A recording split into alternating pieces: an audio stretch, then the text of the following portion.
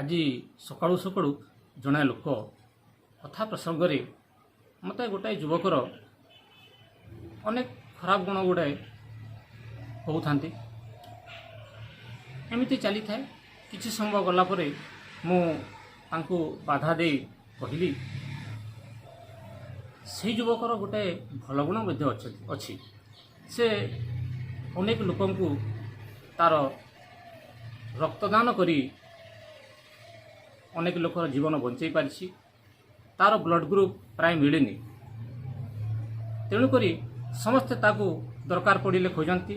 ସେ ରକ୍ତ ଦିଏ, କିନ୍ତୁ ଖୁସିର କଥା ସେ କାହାରି ପାଖରୁ ଟଙ୍କାଟିଏ ବି ନିଏ ନାହିଁ। ଦରକାର ପଡ଼ିଲେ ଟଙ୍କା ଦିଏ। ଏଇଭଳିଆ ଯୁବକମାନଙ୍କର ଏଇ ରକ୍ତଦାନକୁ ଆମେ ଉତ୍ସାହିତ କରିବାକୁ ପଡ଼ିବ। ଆଉ ତାଙ୍କର ଖରାପ ଗୁଣ ଗୁଡ଼ିକୁ ସମସ୍ତେ ମିଳିମିଶି କିଭଳି ସେ ଠିକ୍ ବାଟରେ ଯିବ ତାକୁ ଚେଷ୍ଟା କରିବାକୁ ପଡ଼ିବ। ଏହା କଲେ ସେମାନେ ଖୁସି ହେବେ, କାରଣ ଏଇ ଯୁବ ସମାଜ ଦିନେ ଆମ ଏଇ ଭାରତବର୍ଷର ନେତୃତ୍ୱ କରିବେ।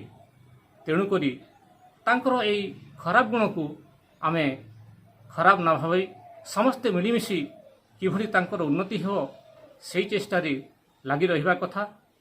ଏଇମାନଙ୍କର ଏଇ ଯୁବ ସମାଜର ମଙ୍ଗଳ ହେଉ। ଜୟ ଜଗନ୍ନାଥ। ଭାରତ ମାତା କି ଜୟ।